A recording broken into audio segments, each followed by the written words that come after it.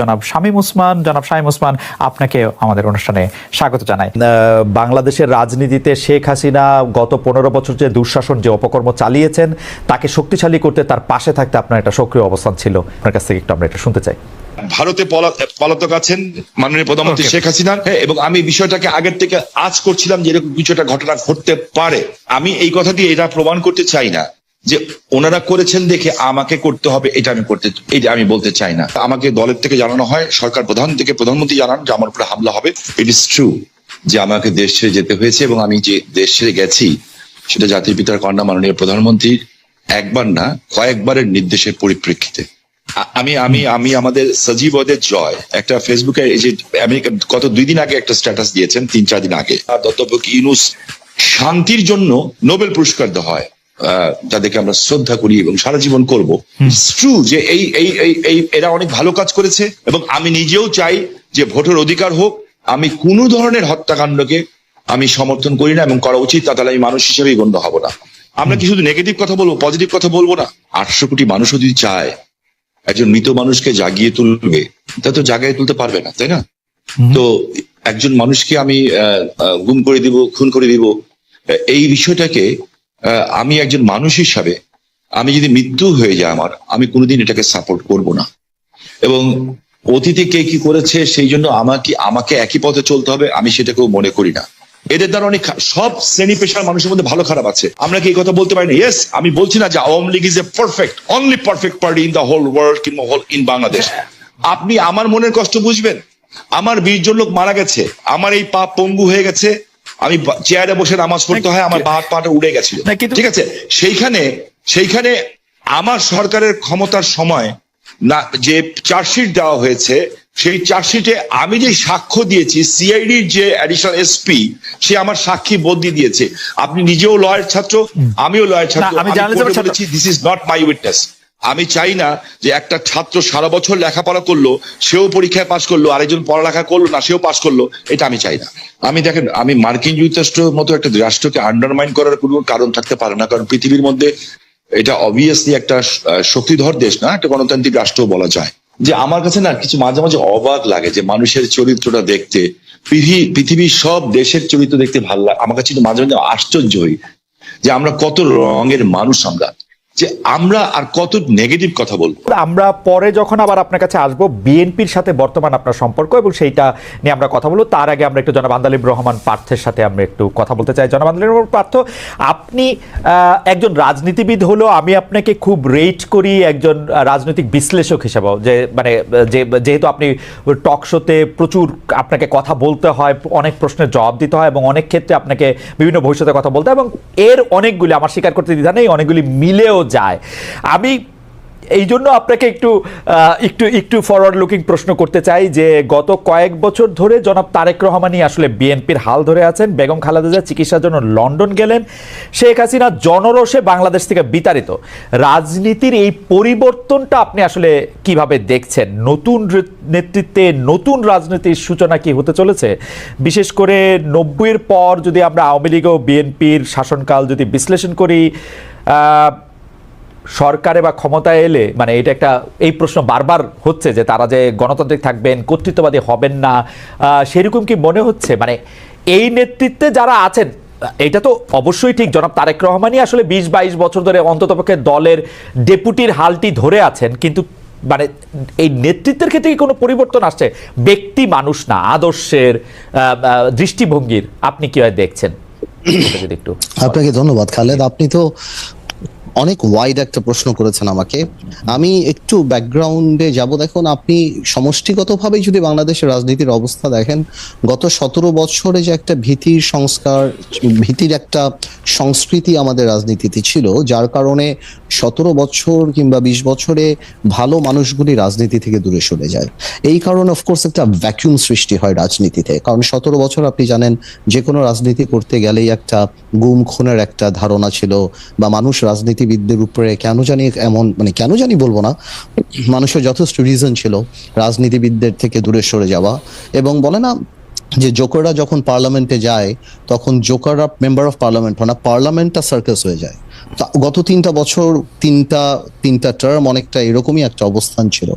তো এ কারণে আর তারেক রহমান সাহেবকে নিয়ে আপনি যে কথাটা বললেন, উনি গত 10, 12, 15 বছরে যেভাবে বিএনপিকে বিদেশে বসে যেভাবে নেতৃত্ব দিয়েছেন এবং নিচ থেকে ওপর পর্যন্ত, সত্যি কথা বলতে উনি আওয়ামী লীগের মাথা খারাপ করে দিয়েছেন। যে বাইরে থেকে সাংগঠনিকভাবে উনার যেই নেতৃত্ব ছিল, ন্যাচুরালি বিএনপি ভাঙতে পারেনি, বিএনপি পথচ্যুত হয়নি বা অন্যদিকে যায়নি।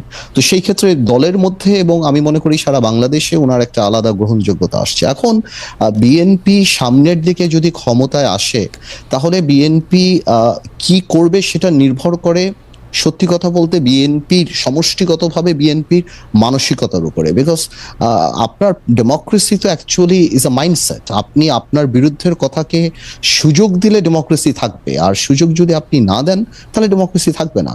তো এটা সম্পূর্ণরূপে একটা মাইন্ডসেটের ব্যাপার। এখন বিএনপি যদি ওনার কর্মকাণ্ডে বা বিএনপির কর্মকাণ্ডে যদি সেই রিসিপিয়েন্ট বা ওই রিসিভিং এন্ডে থাকতে পারে বা ওই মানসিকতা থাকতে পারে, এবং এই 17 বছর এত কিছু দেখার পরে যে আপনার রাষ্ট্র পরিচালনায় ব্যর্থতা বা পতন, বা যেটা পতন বলবো না, আওয়ামী লীগের তো, যেটা আমি আপনাকে আনঅফিসিয়ালিও বলেছি যে আওয়ামী লীগ এমন একটা রাজনৈতিক দল যার বাংলাদেশে শুধু রাজনৈতিক পতন হয় না, এই সামাজিক পতনও হয়েছে। যে এই ধরনের সামাজিক পতন আগে হয়নি। বিকজ আওয়ামী লীগের অবস্থানটা, আওয়ামী লীগের অ্যাট্রসিটিটা, আওয়ামী লীগের দুর্নীতি বা সবকিছু একটা হাউস ওয়াইফের কাছে, একটা সাধারণ শিশুর কাছেও চলে গিয়েছিল, এবং এই লাস্টে যে গণহত্যাগুলি।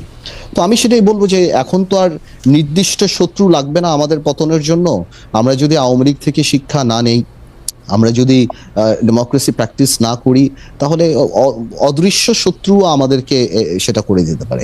তো আমার মনে হয় ভবিষ্যৎ তো আর আমি বলতে পারবো না, এটা ইস্যুর উপর নির্ভর করে। আজকে পর্যন্ত আমি আমার জায়গা থেকে বিএনপির সাথে যতখানি কথা বলছি, যতখানি রাজনীতি করছি, আমি যথেষ্ট অ্যাকোমোডেটিভ। এবং আপনি যদি ইদানিংও দেখেন বিএনপির 31 দফা থেকে আরম্ভ করে অন্য সবকিছু, বিএনপি আমাদের সবার সাথেই কথা বলছে, সবার কাছ থেকে ড্রাফট নিচ্ছে, সবার কাছ থেকে উপদেশ নিচ্ছে, তারপর ওনারা এটা বাস্তবে আসছে। তো আমি যথেষ্ট অ্যাকোমোডেটিভ নেচার বিএনপির দেখতে পাচ্ছি। সো ইনশাল্লাহ আমি প্রোগ্রেসিভ থিঙ্কিং, আমি মনে করি আর খারাপ কি হবে, ইনশাল্লাহ ভালোই হবে। এখনকার গুম খুন নিয়ে আপনি আসলে কি বলবেন? যে সরকারের জায়গা থেকে এটি বারবার অস্বীকার করা হচ্ছে, কিন্তু এটি একটি বাস্তবতা। এই বাস্তবতাকে শামীম ওসমান কিভাবে দেখে, আমাদের যদি খুব সংক্ষেপে একটু বলতেন। আমি আপনাকে একটা জিনিস স্পেসিফিক্যালি বলতে চাই খুব পরিষ্কার ভাবে। আমি একজন হিউম্যান বিং হিসাবে আমি কোনো ধরনের হত্যাকাণ্ডকে আমি সমর্থন করি না, এবং করা উচিত না, তাহলে আমি মানুষ হিসেবেই গণ্য হব না। আমরা কোনো খারাপ জিনিসকে আমরা আশা করি না।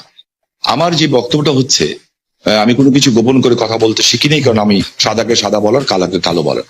বাট আমার তার আগে আপনার মাধ্যমে খালেদ ভাই, আমি কালকে বাঁচবো না জানি না, আপনি একটা ভালো জায়গায় আছেন, জার্মানি একটা ডয়েচ টেলিভিশনের সাথে আছেন। আমি আপনার কাছে অ্যাপিল করছি, রিকোয়েস্ট করছি, আমি যদি অ্যাম্বাসাডারদের সাথে কথা বলতে পারি, কিংবা বিদেশে যেয়ে যদি বড় বড় মন্ত্রী মিনিস্টারের সাথে কথা বলতে পারি, আমি কিছু অভিযোগ দিব। নারায়ণগঞ্জে 7 মার্ডার হলো, আমি কিন্তু উইদিন 45 মিনিটসের মধ্যে, 45 মিনিটের মধ্যে দেশের সর্বোচ্চ জায়গায় আমি এই খবরটা পৌঁছেই দেই। কারণ আমার কাছে খবর এসেছিল যে এই ঘটনা র্যাব দ্বারা সংঘটিত হয়েছে, র্যাবের কিছু মানুষ দ্বারা সংঘটিত হয়েছে, এই মেজর আরিফ সহ এরকম যারা আছে। বিকজ তারা ডিস্ট্র্যাক্ট হয়ে গেছিল, যেহেতু আমি এলাকার মানুষ, আমাকে সবকিছু খবর রাখতে হয়, এবং আমি স্বরাষ্ট্রমন্ত্রী মহোদয়কেও জানিয়েছিলাম বিষয়টা, যে something is going on. But এত বড় দুর্ঘটনা হবে এটা আমি বুঝতে পারিনি। কিন্তু দেখেন, যখন এই ঘটনা ঘটলো, আমি কিন্তু আমার ভয়েস রেজ করেছি, এবং এই জন্য আমার জীবনের শঙ্কা ছিল। জনাব শামীম ওসমান, আপনার নিশ্চয়ই মনে আছে একরামুল বলে চট্টগ্রামের একজন কাউন্সিলর, তার মেয়ে যখন বলছিল বাবা তুমি কান্না করছো যে, এবং তারপরে যখন তাকে গুলি করে হত্যা শব্দ আমরা শুনলাম, সেই সময়ের মধ্যে কিন্তু আমরা অনেকেই বলছিলাম যে এইখানেই এটি শেষ হওয়া উচিত, কিন্তু এটি আসলে শেষ হয় নাই। জনাব শামীম ওসমান। জি, আমি আপনার সাথে 100% একমত। একজন মানুষকে আমি গুম করে দিব, খুন করে দিব, এই বিষয়টাকে আমি একজন মানুষ হিসাবে, আমি যদি মৃত্যু হয়ে যায় আমার, আমি কোনোদিন এটাকে সাপোর্ট করব না।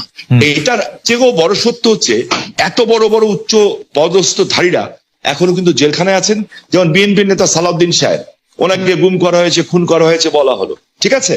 তো বিএনপি নেতা সালাউদ্দিন সাহেবকে তো পাওয়া গেল ভারতে। আমার চোখের সামনে যখন নারায়ণগঞ্জে একটা পরিবার আগুন দিয়ে বাসে পুড়িয়ে মেরে ফেলা হলো, আমার চোখের সামনে নারায়ণগঞ্জের যাত্রাবাড়িতে বাসে শুয়েছিল ড্রাইভার আর কন্ট্রাক্টর, তাকে আগুন দিয়ে পুড়িয়ে মানে হলো, ওস্তাদকে মাথা দিয়ে যে কন্ট্রাক্টর পুড়িয়ে হলো, 85 জন মানুষকে পুড়িয়ে ছাই করে দেওয়া হলো। এটার নাম রাজনীতি? আর তাদের বিচার হলো না কেন?